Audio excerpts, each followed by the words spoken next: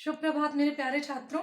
मैं क्षमा सिंह ज्ञानदीप अकेडमी से एक बार फिर से संस्कृत व्याकरण की कक्षा में आप सभी का स्वागत करती हूँ। बच्चों, हमने हमारा पहला चैप्टर कंप्लीट कर लिया है, शब्द रूपाणी। हमने पहले टॉपिक के अंतर्गत शब्द रूपाणी रखा था, जिसका व्यापक स्तर पे अध्ययन अध्यापन हमने कर लिया है। आज आते हैं, आज हमारा जो दूसरा टॉपिक है धातु रूपाणी। तो देख लेते हैं बच्चों, आज दिनांक 29/4/2020 कक्षा 7 एवं 8 दोनों कक्षाओं के लिए सामूहिक वीडियो है। विषय संस्कृत व्याकरणम, प्रकरण धातु रूपाणी। आज का जो हमारा टॉपिक है धातु रूपाणी, जिसे वर्बल रूट्स कहते हैं।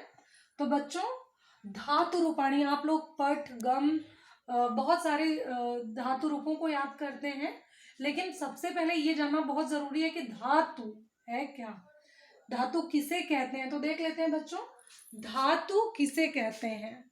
ठीक है, उत्तर देख लीजिए। क्रिया के मूल रूप को धातु कहते हैं। ठीक है, क्रिया के मूल रूप को धातु कहते हैं, या क्रियाओं वर्ब्स के मूल रूप को धातु कहते हैं। क्रियाओं अर्थात वर्ब्स और क्रियाओं के मूल रूप को धातु कहते हैं। बच्चों, शुरू करने से पहले हम कुछ उदाहरण देखते हैं। इन उदाहरणों की सहायता से धातु का जो कॉन्सेप्ट है वो हमें बिल्कुल क्लियर हो जाएगा।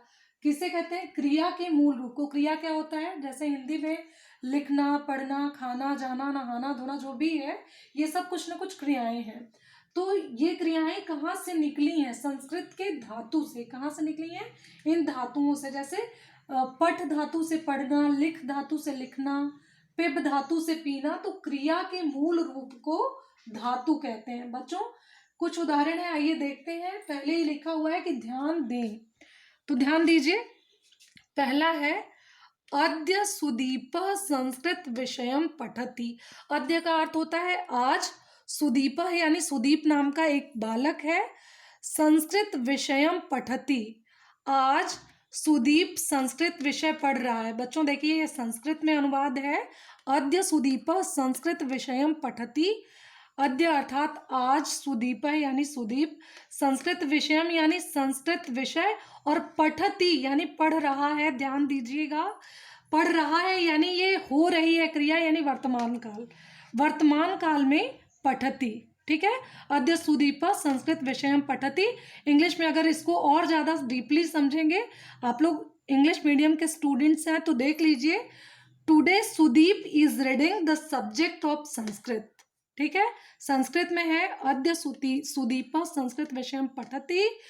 हिंदी में है आज सुदीप संस्कृत विषय पढ़ रहा है। इसी को अगर हम इंग्लिश ट्रांसलेट करेंगे तो today Sudeep is reading the subject of Sanskrit. ठीक है बच्चों, दूसरा उदाहरण देखिए। यह, एक चीज मैं बता दूं, यह का अर्थ होता है बीता हुआ कल, यानी यस्टरडे। यहाँ दिया हुआ है श्वः।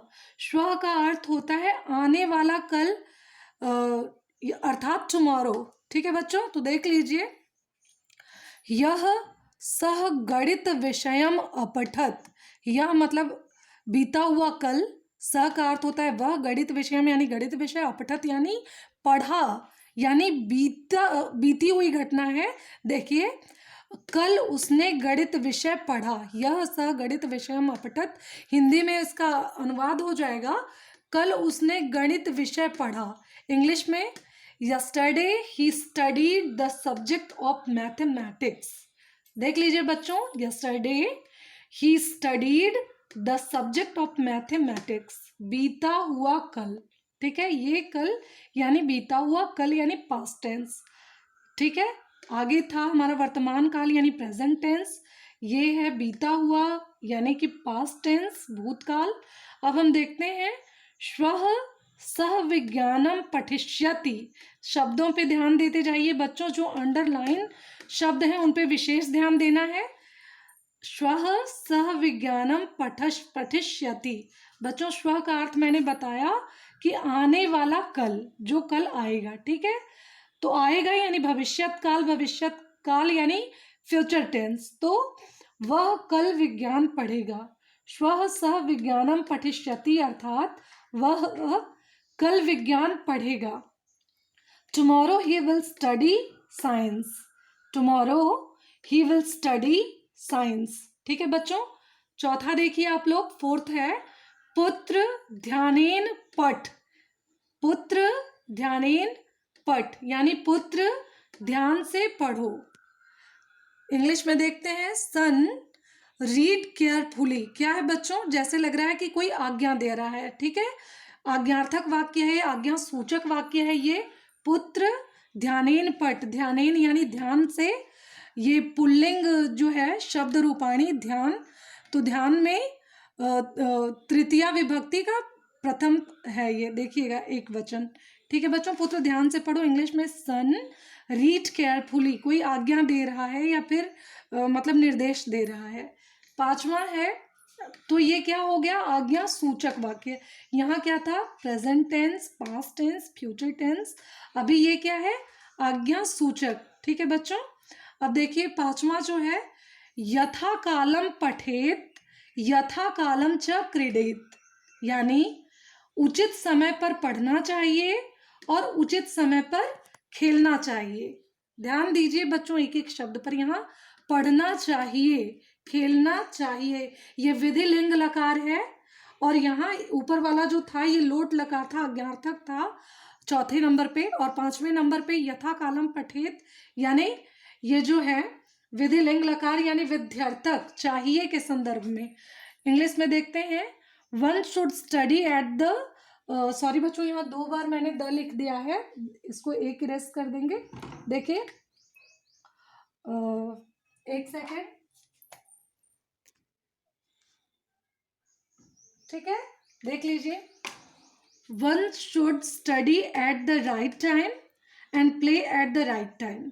उचित समय पर पढ़ना चाहिए और उचित समय पर खेलना चाहिए। बच्चों अब आपको ध्यान देना है, देखिए यहाँ लिखा हुआ है, ऊपरी लिखित वाक्यों में यानी उपरयुक्त वाक्यों में रेखांकित शब्द पठति, अपठत, पठिष्यति, पठ और पठेत। ठीक है, देखिए यहाँ लिखा भी हुआ है पठति, अपठत, पठिष्यति, पठ, पठेत।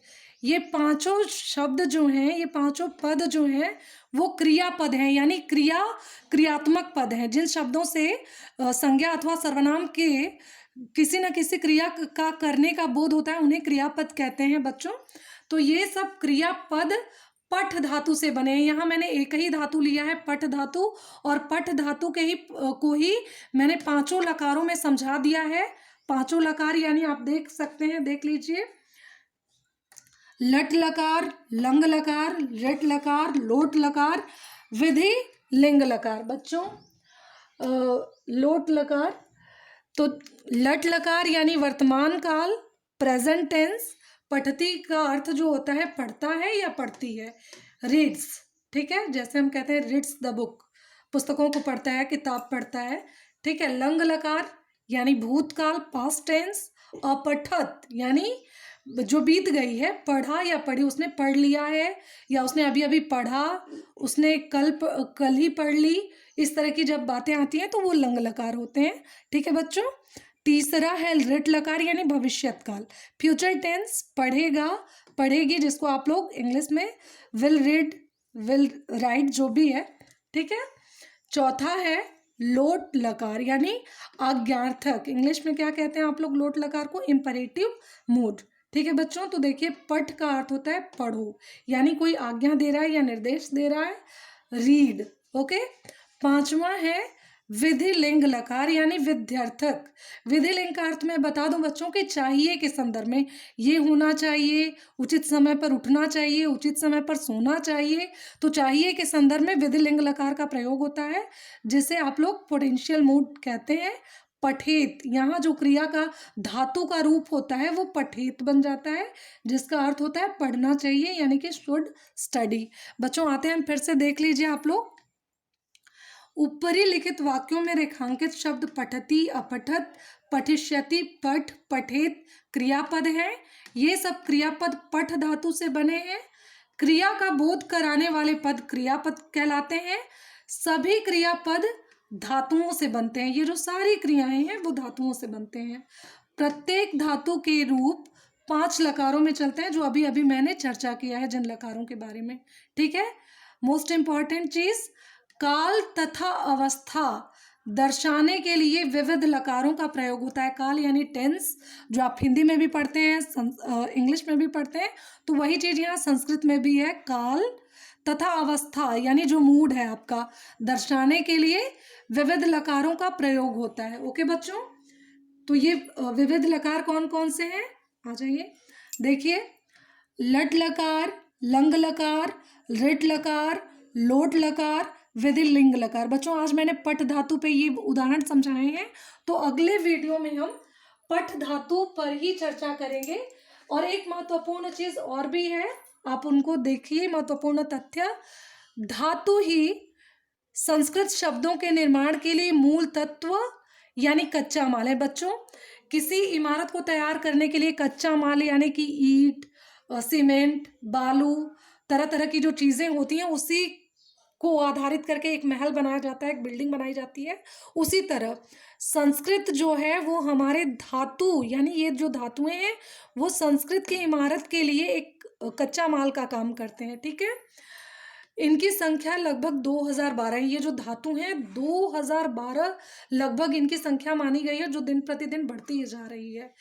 और एक तीसरी चीज है जो वो देखिए, पट, लिख, खाद, पिब, क्री, स्था, गम, दृश्य आदि कुछ प्रमुख धातुएं हैं। तो कल मतलब अगले वीडियो में जो हम पढ़ेंगे वो हम पट धातु के रूपों को हम इन पांचों लकारों में पढ़ेंगे, लिखेंगे और याद करेंगे। ठीक है बच्चों, तो अगले वीडियो में हम पट धातु के पांचों लकारों पर चर्चा करेंगे। आज के लिए बस इतना ही, धन्यवाद।